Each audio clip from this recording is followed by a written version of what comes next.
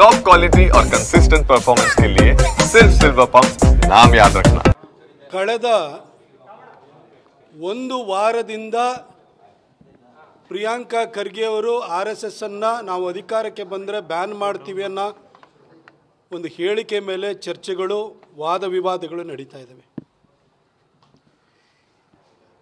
2.5 ವರ್ಷ ಆಯಿತು ಈ ಸರ್ಕಾರ ಅಧಿಕಾರಕ್ಕೆ ಬಂದು. ಪ್ರಿಯಾಂಕಾ ಖರ್ಗೆ ಅವರು ಒಂದು ದಿನವೂ ಕೂಡ ತಮ್ಮ ಇಲಾಖೆ ಬಗ್ಗೆ ಮಾತಾಡಿದ್ದೇ ಇಲ್ಲ. ತಾವು ಮಾಡಿದಂಥ ಸಾಧನೆ ಬಗ್ಗೆ ಹೇಳ್ಕೊಂಡಿದ್ದೇ ಇಲ್ಲ. ವರ್ಷದಲ್ಲಿ 100 ಸಾರಿ ಪತ್ರಿಕಾಗೋಷ್ಠಿಯನ್ನು ಕರೀಲಿ ಅಥವಾ ಮಾಧ್ಯಮದವ್ರಿಗೆ ಕೈಗೆ ಸಿಕ್ಕಲಿ,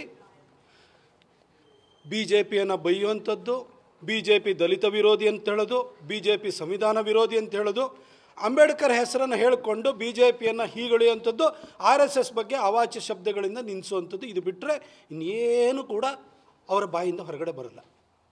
ಈ ರೋಗ, ಈ ವ್ಯಾಧಿ ಪ್ರಿಯಾಂಕಾ ಖರ್ಗೆ, ಆ ಕಲಘಟಗಿಯ ಲಾಡು, ಇನ್ನು ಆ ಚಿಕ್ಕಬಳ್ಳಾಪುರದಲ್ಲಿ ಇನ್ನೊಬ್ಬ ಉಳಿಡ್ತಾ ಇರ್ತಾನೆ ಯಾವಾಗಲೂ, ಇವರಿಂದ ಸದಾ ಬರ್ತಾನೆ ಇರುತ್ತೆ. ಆದರೆ ನಾನು ಪ್ರಿಯಾಂಕಾ ಖರ್ಗೆ ಅವರಿಗೆ ನಾನು ಕೇಳಲಿಕ್ಕೆ ಬಯಸ್ತೇನೆ, ಪ್ರಿಯಾಂಕಾ ಖರ್ಗೆ ಅವರೇ, ನಿಮಗೆ ಏನಾಗಿದೆ? IT-BT ಅಂತ ಖಾತೆನ ಕೊಟ್ಟಿದ್ರು ಕೂಡ ನಿಮ್ಮ ಖಾತೆನ ಹೊರತಾಗಿ ಬೇರೆದನ್ನೇ ಮಾತಾಡ್ತಿರ್ತಿರಲ್ಲ, ಏನಾಗಿದೆ ಸರ್ ನಿಮಗೆ? ಆ ಸದನದಲ್ಲಿ ಅಧಿವೇಶನ ನಡೀತಾ ಇತ್ತು ಅಂತಂದರೆ ಡಾಕ್ಟರ್ ಅಶ್ವಥ್ ನಾರಾಯಣ ಅವರು ಹೇಳಿದಾಗೆ ನೀವು ಪ್ರತಿಯೊಬ್ಬರು ಮಾತಾಡೋಕ್ಕೆ ಎದ್ದಾಗಲೂ ಕೂಡ ಮಧ್ಯದಲ್ಲಿ ಬಾಯಿ ಹಾಕಿ ಪೈಲ್ಸ್ ಪ್ರಿಯಾಂಕಾ ಆಗೋಗ್ಬಿಡ್ತೀರಿ.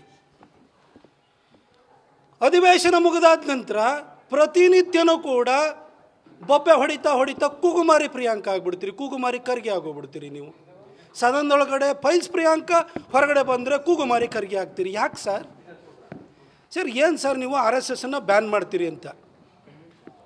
ಸರ್, ನೀವು ಯಾರ ಮಗಳ ಹೆಸರಿಟ್ಕೊಂಡಿದ್ದೀರಲ್ಲ, ಆ ರಾಜೀವ್ ಗಾಂಧಿನೂ ಕೂಡ ಈ ದೇಶವನ್ನು ಆಳಿದ್ರು, ಅವ್ರ ಕೈಲೂ ಬ್ಯಾನ್ ಮಾಡೋಕ್ಕಾಗಲಿಲ್ಲ. ಆ ರಾಜೀವ್ ಗಾಂಧಿಯನ್ನು ಹೆತ್ತಂತಹ ಇಂದಿರಾ ಗಾಂಧಿ 16 ವರ್ಷ ದೇಶ ಆಳಿದ್ರು, ಅವರು ಬ್ಯಾನ್ ಮಾಡಿದರು. ಆದರೆ ಅಧಿಕಾರವನ್ನೇ ಕಳ್ಕೊಳ್ಬೇಕಾಗಿ ಬಂತು.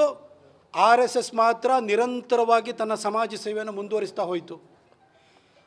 ಆ ಇಂದಿರಾ ಗಾಂಧಿಗೆ ಜನ್ಮ ಕೊಟ್ಟಂತಹ ನೆಹರು ಕೂಡ ದೇಶವನ್ನು 17 ವರ್ಷ ಆಳಿದರು. ಅವರು ಕೂಡ ಒಂದು ಸರಿ ಬ್ಯಾನ್ ಮಾಡಿ ಕೊನೆಗೆ ಆ ಬ್ಯಾನನ್ನು ವಾಪಸ್ ತೆಗೆದುಕೊಳ್ಬೇಕಾದಂಥ ಅನಿವಾರ್ಯ ಸ್ಥಿತಿ. 1962 ಚೀನಾ ಯುದ್ಧದ ನಂತರ RSSನ ಸೇವೆಯನ್ನು ನೋಡಿ ಶ್ಲಾಘನೆ ಮಾಡಬೇಕಾದಂಥ ಅನಿವಾರ್ಯತೆ ಬಂತು. ನೀವು ಹಾಗಿರುವಾಗ ನೆಹರು ಅವರ ಮರಿಮಗಳ ಹೆಸರನ್ನು ಇಟ್ಕೊಂಡಿರುವಂಥ ನೀವೇನು ಸರ್ ಮಾಡ್ತೀರಿ? ನೀವು ನಿಮ್ಮ ಹೆಸರಲ್ಲೂ ಸ್ವಂತತೆ ಇಲ್ಲ. ಆ ಖರ್ಗೆ ಅನ್ನೋದು ನಿಮ್ಮ ತಂದೆಯಿಂದ ಬಂದಿರುವಂಥ ಬಳುವಳಿ. ನಿಮ್ಮದು ಅಂತ ಏನಿದೆ ಸರ್? ಏನು ಸಾಧನೆ ಇದೆ ಸರ್? ಹೆಸರಲ್ಲೂ ಸ್ವಂತತೆ ಇಲ್ಲ, ಹೇಳಿಕೊಳ್ಳುವಂಥ ಸಾಧನೆ ಇಲ್ಲ, ಒಳ್ಳೆಯ ವರ್ತನೆಯೂ ಕೂಡ ಇಲ್ವಲ್ಲ ಸರ್ ನೀವು? 2.5 ವರ್ಷದಿಂದ ನೀವು IT-BT ಸಚಿವರಾಗಿ ಏನು ಮಾಡಿದ್ರಿ ಹೇಳಿ ಸರ್?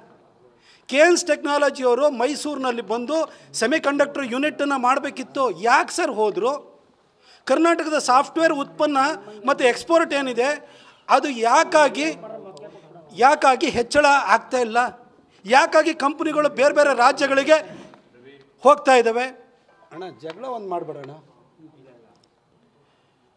ಯಾಕಾಗಿ ಹೊರಗಡೆ ಹೋಗ್ತಾ ಇದ್ದಾರೆ ಸರ್? 2.5 ವರ್ಷದಲ್ಲಿ ನಿಮ್ಮ ಖಾತೆಯಲ್ಲಿ ಏನು ಕಡ್ದು ದಬಾಕಿದಿರಿ ಹೇಳಿ ಸರ್? ಸರ್, RSSನ್ನು ಬ್ಯಾನ್ ಮಾಡಬೇಕು ಅಂತ ಹೇಳ್ತಿರಲ್ಲ, ಯಾಕೆ ಮಾಡ್ಬೇಕು ಹೇಳಿ ಸರ್? ಒಂದು ವೇಳೆ RSS ಇಲ್ಲದೇ ಇದ್ದಿದ್ದರೆ 1975ರಲ್ಲಿ ಇಂದಿರಾ ಗಾಂಧಿ ಎಮರ್ಜೆನ್ಸಿಯನ್ನು ಹೇರಿ ಸಂವಿಧಾನಕ್ಕೆ 38ರಿಂದ 42ರವರೆಗೂ ತಿದ್ದುಪಡಿಯನ್ನು ತಂದ್ರಲ್ಲ ಸರ್.